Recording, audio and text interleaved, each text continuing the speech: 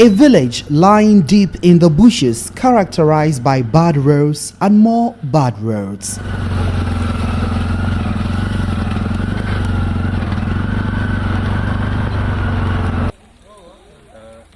Sakpalua, as rhythmic as the name sounds, excruciating the poverty here. Over 1,000 people call here home, yet the conditions here are nothing to write home about.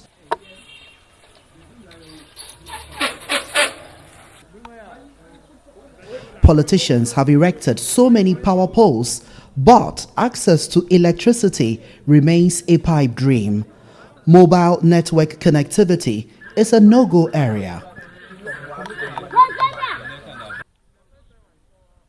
Open defecation is the only means of attending to the call of nature.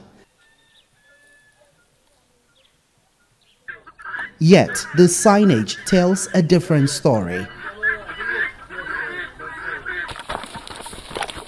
Sakpalua is replete with harrowing tales of residents being bitten by snakes as they dash into the bushes at night to defecate.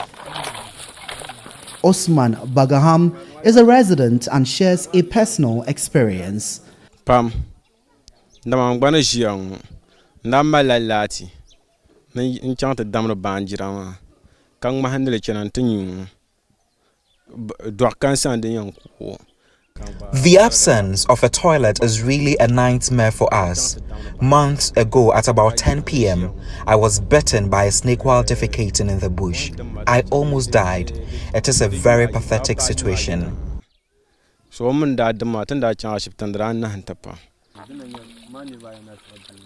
Access to potable water is yet to be realized in Sakpalua.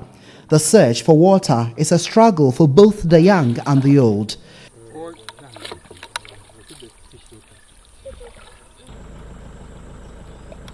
Children especially spend hours in the unforgiving sun to obtain water for their families.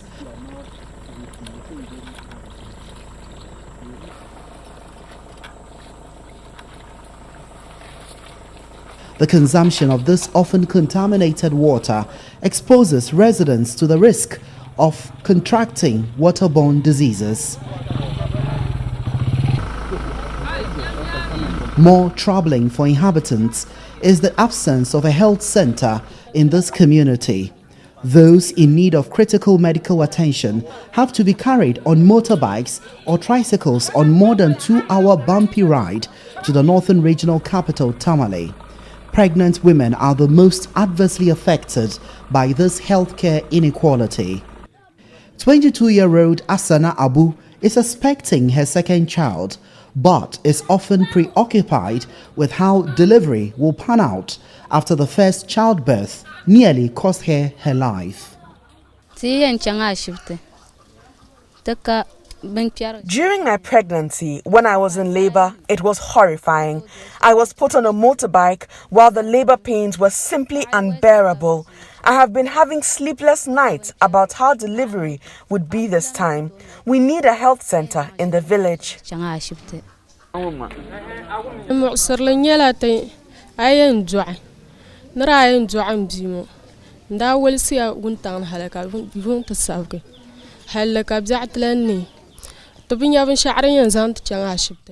I had terrible experience during labor.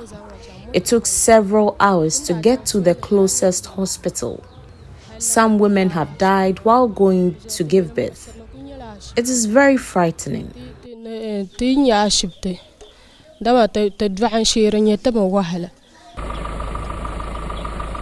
This farming village has only 2 traditional birth attendants, but residents say patronizing their service is tantamount to gambling with one's life since the TBAs have no formal training. But there is a much bigger problem. The absence of a health center in Sakpalua means brisk business for itinerant quacks who supply drugs to inhabitants without knowing their exact health conditions. Mohammed Suleiman is one of such quacks. He says he learned the job by observing attendants at pharmacies.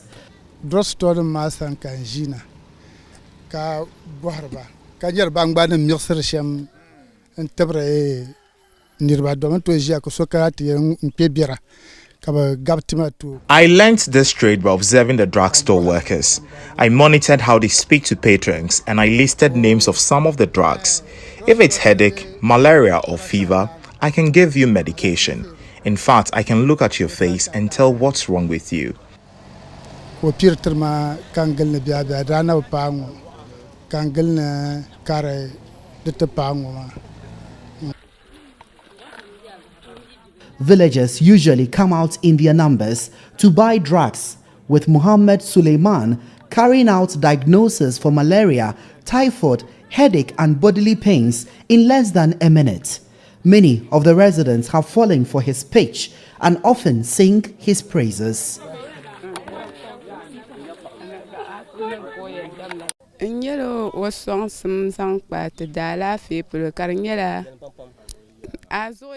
He is our only savior because there is no health center here. Without him, it means we would have to travel for hours to Tamale to buy drugs. He is really helpful.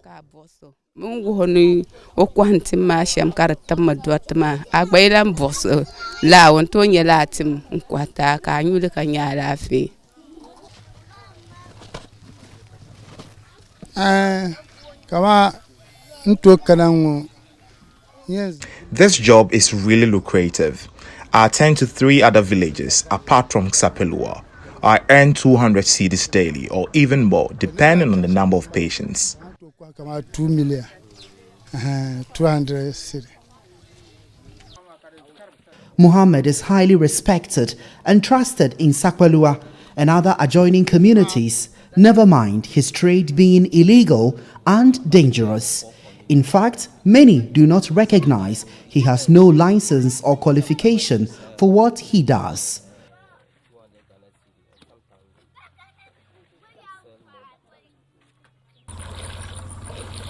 With deplorable roads, far-off health centers and a lack of connection between rural communities and medical institutions, these residents may trek for long hours to a hospital only to find out the medication they need is unavailable or they cannot get to see the doctor. Therefore, quacks like Muhammad will always come in handy despite the risks. If indeed Ghana is serious about leaving no one behind, then Sakpalua is a troubling food for thought. GHOne Karim Dini Osman, GHOne News, Sakpalua, Savannah Region.